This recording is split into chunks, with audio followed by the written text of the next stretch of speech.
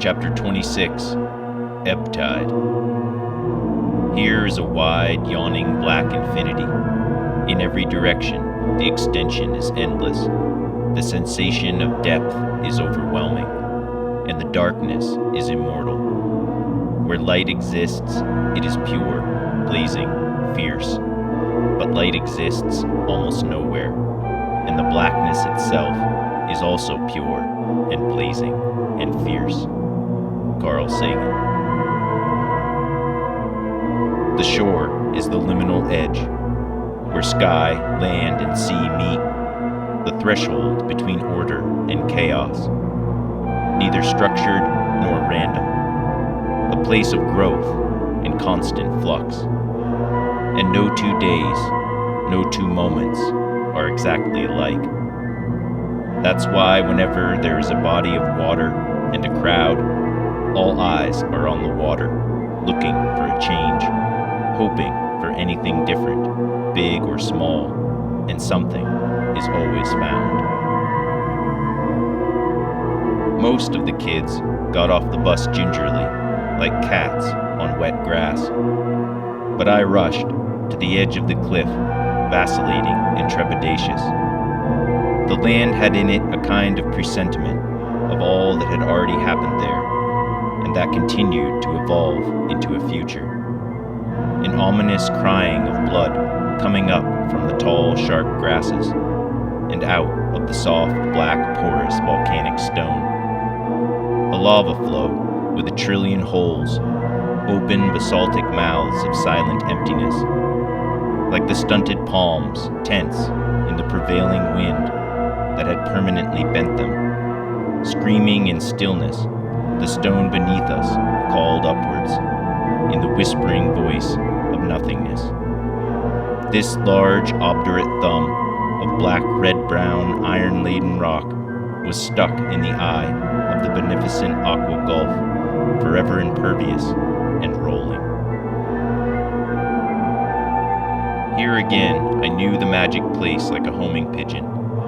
Fayaway and I walked down the 2 ruts in the flattened tall grass, me with my leather-bottomed rucksack, her with her red suitcase and sleeping bag.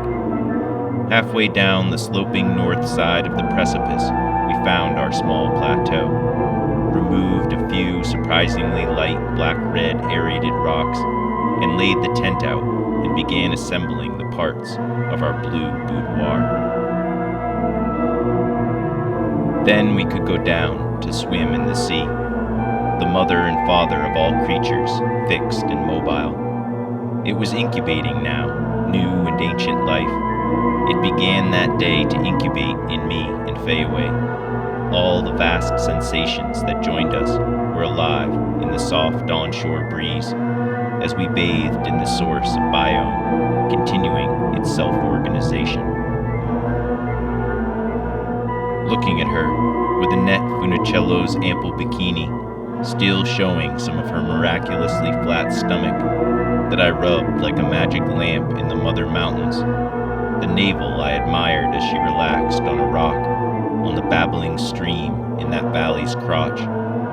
There she was now, in the sea froth, where every living thing began. This was the place. This was the time. There is no mathematic for those rhythms, no reason in those modes of emotion and instinct. It all began again in the zone of eternal regeneration, beside that opalescent aqua gulf, the beginning of our very flesh amid the ancient grasses. Again and again that night, I felt like we were melding and diversifying our souls, combining our stuff to generate altogether new life in us. It was all in the huffing sensations coming up through time, by the salty sea and our genitalia, in the opulent machinating inventions within matter.